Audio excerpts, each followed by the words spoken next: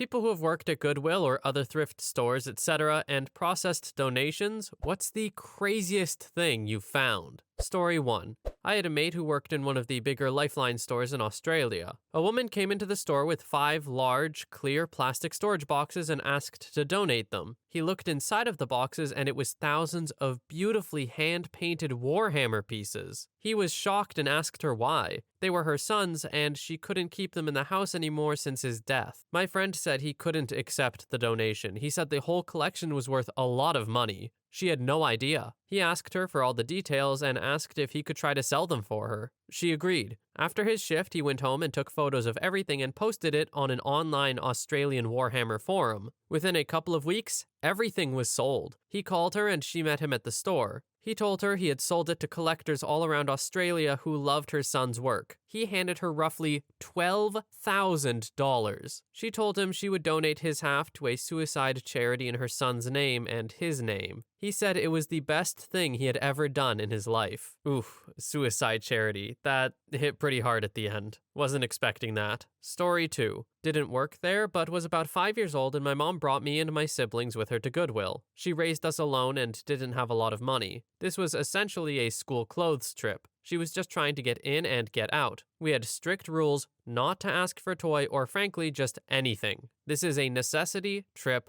only. Naturally, that lasted long enough for us to walk through the automatic doors. My brother went one way, my sister another, and I headed straight for an enormous basket of wallets. I had made up my mind that I needed a wallet, and the only place I could beg with any hope to get one was secondhand. I picked one up, didn't like the pockets, picked another up, and wasn't a fan of zippers. I hated the sound of Velcro, so that eliminated many options in the basket. Eventually, I brought my carefully scrutinized selection to my mom, who was already overwhelmed by my siblings' finds, and she only told me no a few times before she relented. It cost her $2. We loaded our sacks of clothes and my precious new wallet into our van and started for home. I remember going through all the pockets like I was performing a dissection, picturing what I could put here and what was supposed to go there. At some point, I found a slot that was inside of a pocket that was stiff, as if it was never used often. I poked at it enough to separate the fabric and found a bill inside, intricately folded in a tiny square. Before I even realized exactly what it was, I had ripped it out and held it over the middle seat in the van, waving frantically and practically bouncing in my seat. "Mom, look, my wallet has money!" It was 4 $20 bills, total of $80. I'll never forget the stunned yell and absolutely magical, gleeful laugh my mom let out. My siblings and I joined in, and we didn't stop smiling and talking about it the whole way home. That $80 wasn't much at all, but it was everything for us on that day. Mom let me keep a 20.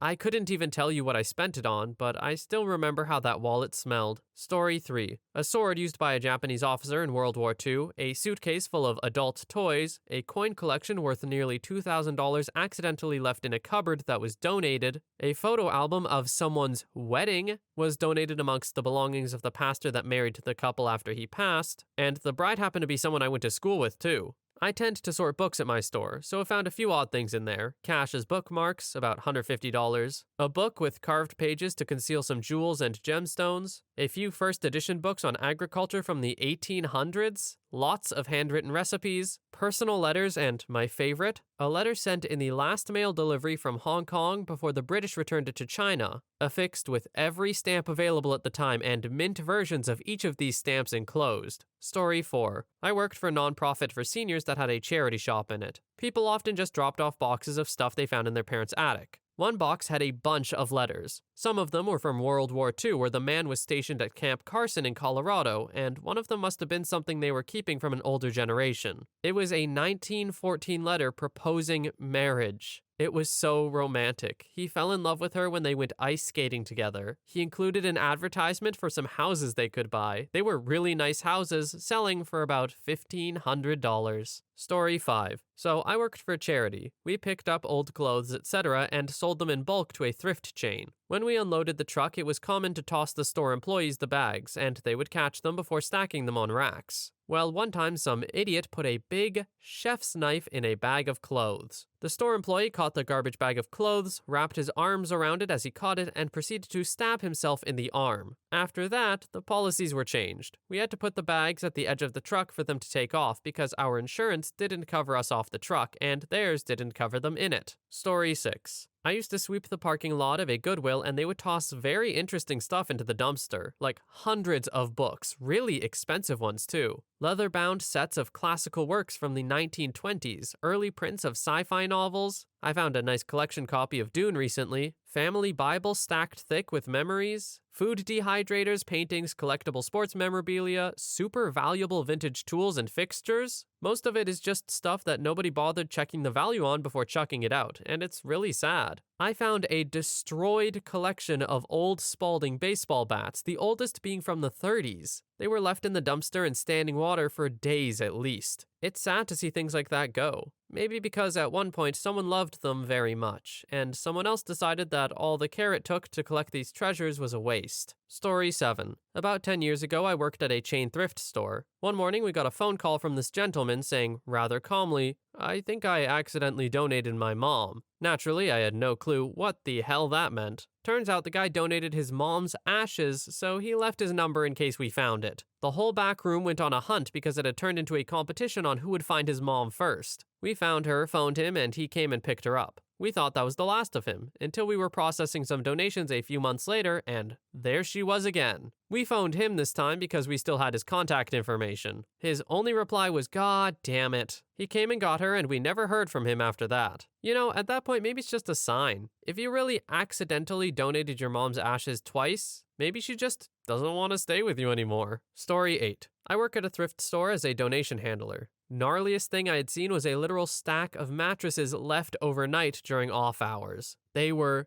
disgusting, crawling with bugs and riddled in stains of various shades and hues. Noped right out of that. Called my manager and they brought a forklift out to take them to the trash compactor. Just the other day we had a donor drop off a small crate, like a milk crate kind of thing, chock full of explicit Japanese art. Just today I found a small marble one-hitter pipe at the bottom of the donation bin. Story 9. Not me, but my aunt. One of the few surviving Enigma machines. The owner passed away and his family dropped it off with a box of newspapers and some memorabilia from the war. My aunt, being a history nut, figured out what it was, got it appraised, worth almost £100,000, and looked for the family for 5 months before being able to return it to them. She didn't have a heart to take it under false pretenses. This family sounds really uninvolved with whoever it was who died. Like, you figure that they would know these kinds of things, but they don't. They just dropped it off. Story 10. Not a thrift store, but my job handled a lot of used items. Basically, the customer or next of kin would forget what was in their contents and we would find it through cleaning. I reckon the craziest thing would be old World War II era Japanese rifle and katana. Unsure of the validity, of course, because research has told me that fakes flooded the market. But we found it tucked away in a hidden alcove in their attic with their husband's ashes and old newspapers, so who knows? Story 11. Was working in a charity shop that helped support cancer patients' treatments. Most people's donations were from the goodness of their hearts, but a very small minority would use the shop as a bin bag drop-off. Screw those people, by the way, they're scum. One time, 2 young dudes rock up with 2 small bags of clothes and 2 drawer-type bedroom furniture. Bag of clothes was all good, some expensive stuff in it, but each drawer had a mirror super glued to the top of the desk. I'm standing there looking at it like a fool, wondering what the hell is this all about. Turns out the Garda, Irish police, came in one of these days looking for the furniture and clothes. The 2 lads were drug dealers and they just dropped off the evidence. They were just using the drawer to cut up drugs. Story 12. I don't work at a Goodwill, but I found the DD-214 discharge papers of a World War II veteran at a thrift store, along with original family photos, documents, and letters. I was very upset, having recently handled so much paperwork around the death of my grandfather. I knew exactly what I was looking at when I saw the DD-214. I bought all of the documents I could put my hands on and started Googling the man's name. I tracked down his adult daughter who owned a small business with her husband. I found the email address of the small business and sent her what must have been a pretty alarming email, although I was as cordial as I possibly could be. She got back to me almost immediately. It turned out he had remarried after the marriage to her mother ended. His new wife and her 2 sons pretty much took over the man's life, and the daughter saw very little of her father. At the end of his life, they took charge of all of his possessions and cleared out his house without having told her anything, even though the second wife had died and the 2 sons were not technically blood. She was upset at the time, understandably. I told her she must be the little girl in all the baby pictures I had found, and I would be glad to send her all these materials. I shipped them out to her via FedEx with tracking, and she was so deeply moved. She didn't have any baby pictures with her father before that. I don't know if I've ever done anything good in my life. I'm sure I have, but I know I did a good thing that week. Internet research skills plus compassion for the win. Story 13. I worked in fundraising for a nonprofit that used to run a thrift store. Despite the fact that the store had been closed for years when I came on staff, people still regularly dumped crap outside our door on weekends. And there was an entire, terrifying garage of leftover merchandise I spent 5 years, yes, years, slowly sorting through and figuring out how to get rid of. My donation wall of shame included 1. An open box of female rubbers, 2 of them missing and 1 opened. 2. An artificial lower leg that someone's dog had gotten a hold of and chewed most of the foot off. 3. A mattress that someone had either given birth on or something horrible had happened to them. A weekend dump job. Ew. We called the cops just in case. 4. Numerous bags of donated clothing where the top few layers were great, and the rest were dirty, stinky, ragged, permanently stained, or otherwise unusable. And 5. 500 plastic Kleenex box holders that a big box home store that shares the initials with the Better Business Bureau had given as part of a bulk donation deal. People are gross. Story 14. I worked at a central facility that sorted from hundreds of donation boxes, so I got to see a lot through the years. I'll list a select few. First day, I found a Bakelite adult toy in an old brown leather belt with 50s style switch. We got a suite of leather armor, pretty awesome, a whole roadkill deer, keep it classy, throw your roadkill in the donation boxes, a Soviet general cap full of badges. A week later, the same cap, but with all the badges cut and picked off, were probably worth more than the cap itself, a coat with about $5,000 stuffed into the pockets. One of the employees when I started had secretly set up a BDSM wall of all the gimp clothes, whips, straps, and handcuffs he had found behind one of the sorting machines, a full uniform from one of the maximum security prisons nearby, complete with ID cards, swipe cards, and cuffs. People have no judgment. And,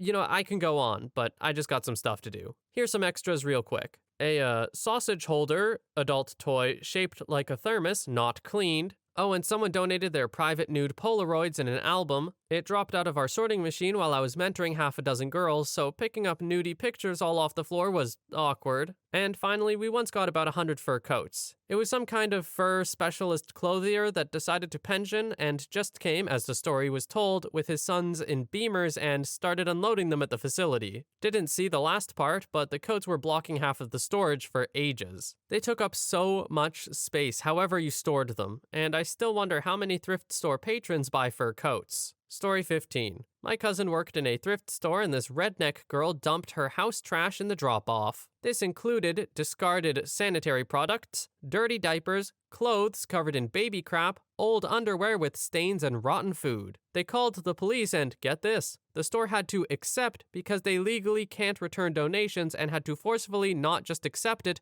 but also write her a tax receipt. The lady was told by the cops though that it's not cool to do that. She got mad though, and so for a few months, she would pile trash into her Toyota. Finally, they filed an illegal dumping case on her and charged her with harassment and a fraud charge. Story 16. I worked for a charity shop for a year during my time at university. Once, we got a huge donation of clothes in the middle of the night. Like someone had just dropped a massive pile of clothing in the front of the entry and ran off. That's not cool, and usually people do it because they want to get rid of trash cheaply. But damn, this time there were a pair of Gucci men's shoes in there. We all didn't know how to tell if they were fake or real and went to ask a neighbor's shoe shop, and they were real. And not only real, but also very old and in great condition. We sold them on an auction for a lot of money. About that story earlier of people dropping stuff off to get rid of evidence, this one's sounding a little suspicious to me. Story 17. I don't work at one, but I do know that my grandma donated a bunch of old suits my great-grandfather wore to the Salvation Army. Turns out when she told my great-grandma what she did when she met back up with her again, she explained to her how she sewed up a bunch of cash in the lining of the jackets and pants. She was a paranoid old woman that had luck for miles though. She was always winning money on bingo and other raffles. Wild how that stuff can be right under your nose and you won't notice it. Story 18. I'm a books and media donation sorter. Sometimes donations tell sad stories. Half a bottle of gin tucked away in a box of books in such a way that if you knew it was there, you could get at it easily. But if you didn't know it was there, it would just look like a box of old books. A stack of Saxon algebra textbooks along with To Train Up a Child and Dare to Discipline. A bunch of books about dealing with divorce mixed with essential oil MLM materials. A board book about trains, a few Goosebump titles, and the Communist Manifesto. That one wasn't sad, it was just weird. A rolling suitcase full of Consumer Reports magazines. This one was just demoralizing. I work in a small independent store and we don't have mixed paper recycling, so I had to throw them all in the regular trash when the donor could have just recycled them themselves. A book of Grateful Dead sheet music that absolutely reeked of marijuana. And one thing that comes in a lot is used copies of the Diary of a Wimpy Kid Do-It-Yourself book, which is like a journal with places to write and draw. It's always fun to read the favorites lists. The craziest thing ever donated to our store was probably half a dozen urns of dog ashes. A dog breeder died and left us all of her stuff. For that last one, what do people expect, like Goodwill, to do with your dog's ashes, let alone a bunch of them? Is there a market for that? I kind of hope there isn't. Story 19. Literally the first day on the job at a Salvation Army, I came across several cardboard boxes filled with glassware, all of which were soaked with cat pee, a bag full of urine-soaked clothing from a different person, a pair of women's yoga pants stained with what I assume was period blood, several bags of actual trash. This is actually quite common since people assume poor folks will take in anything and it's cheaper than going to the dump, a voodoo doll with pins in it. I assume it was some sort of tourist souvenir, but still creepy, and a crate of super rare VHS tapes, including a VHS copy of Aragon. Granted, my first day was a bit of a special occurrence. Besides the disgusting clothing though, it was actually a super sick job. Unless it was super valuable, you could take anything you wanted that came in before it went out front. The coolest thing that ever came in was an assortment of Norwegian vinyl greeting cards, essentially an archaic version of the modern ones that play sound when you open them. Another time we got an Aussie jacket and gator boots. I live in Western Canada, so the odds of coming across that here are virtually zero. But probably the rarest item was a 1980 Nakimichi Dragon cassette deck, which was in terrible condition and didn't work, unfortunately.